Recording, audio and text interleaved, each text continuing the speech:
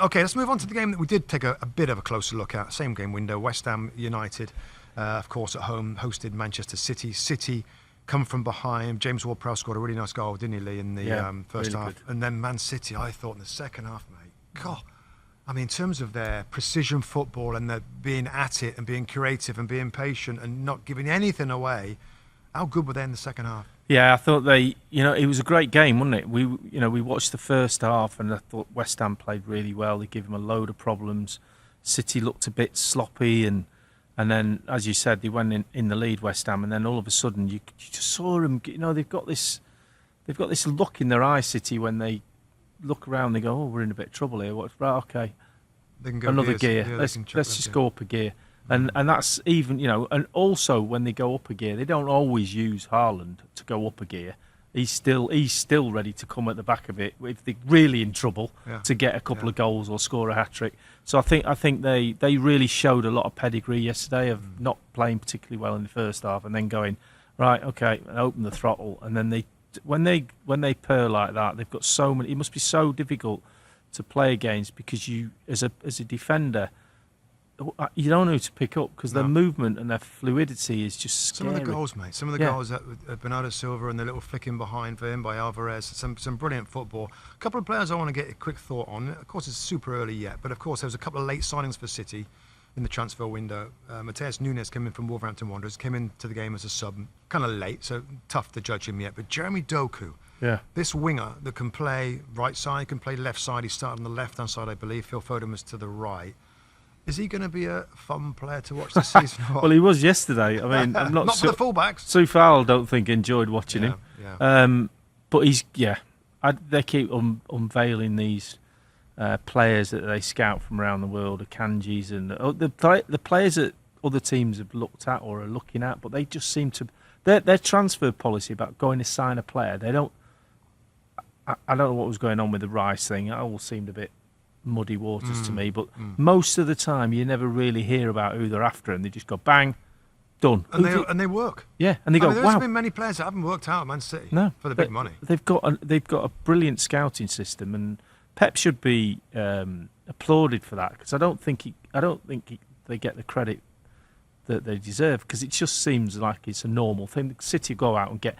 They're not getting the best players. They're getting players that are going to be the best players when they get into their team, and that's a genius stroke. It really is. I just want to finish on a quick line with West Ham United, Rob. Don't call me Rob. Sorry, Rob. Erling Haaland. So, just give me a little bit of thoughts on him. Of course, he scores in the game, and he's sometimes I look at him, Lee, and it's like he's not involved, but then he's always getting chances in front of goal. Yeah. Just give us a little sense of what it might be like, you feel, to go up against him as a defender. Yeah, I think I've watched him a lot, and as you have, and what stands out for me is that people say he's not in the game and he hasn't touched the ball and he's done this, but what he's doing, all of that time where we're seeing him not, he's got the centre half or whoever he's playing against on like absolute 100% alert because they're so scared of him at any moment. So all of that nervous energy, all of that physical energy, because he's an absolute robot, and he's strong and he's all the time the ball's going up to him and he's not necessarily in the game or he's getting passes. He's making runs, he's banging into you, he's pulling your shirt, he's making you on your toes, he makes you look at you. Where is he? What's he doing? So if you're playing against somebody that's a bit low key and you can kind of have a 10 minutes off, you go, I've got a winger, I know I'm better than him, whoever it is, whatever, and I can go, right. And so you're not burning any energy off, you're just watching the game, things are going on. The centre half's marking him for 70 minutes when you say he hasn't had a kick, they're exhausted and he hasn't really been in the game. That's what he does to people. And then he goes, bang, bang, scores two, scores a hat-trick. And you think, where's that come from? It's come from nowhere. It hasn't. He's done all that work for those 70 minutes in order to free up a little bit of space to get the goal. And by that time, the centre-half's absolutely shot. He drops his concentration. That's where he gets his goals. And it might be a time in the game late where teams are having to come out finally, out and play a little bit, and they're expansive. And particularly this game with his goal, there we go, a little bit of space. Yeah. I'm ready to jump into that space. Be interesting. I don't know. That just come to me then, and I'm probably wrong, but it'd be interesting to see how many times he scored the first goal in a game. I don't know what that. I'm going to look I that feel up. like there's a lot that come later. Yeah, He misses chances, Lee, doesn't he? He has like a load of chances. It's almost like he kind of wears you down. He beats you up. He bullies you, and then he gets his goals at the end. I don't know. We'll have a look at that, Rob. Before we move on to the next game, I just wanted to. I'm not going to ask you to do it this weekend, Lee, but we always have an underappreciated performer, where we just kind of pick out somebody that not many people talk too much about, but we really appreciate what he does. And this week for me, it's James Ward-Prowse. Yeah. And, lots talked about him with his set pieces, his corners and his free kicks and everything else. But I thought the goal that he scored, making a run into the box in midfield, diving head at the end, was excellent and typical of a player that really is. He's underappreciated, isn't he? Just for being a solid player, rarely gives the ball away, works, fills spaces, tracks runners, which I look for all the time for central midfield players, and then manages to get goals as well. So in terms of the whole weekend, I just think James Ward-Prowse deserves a mention.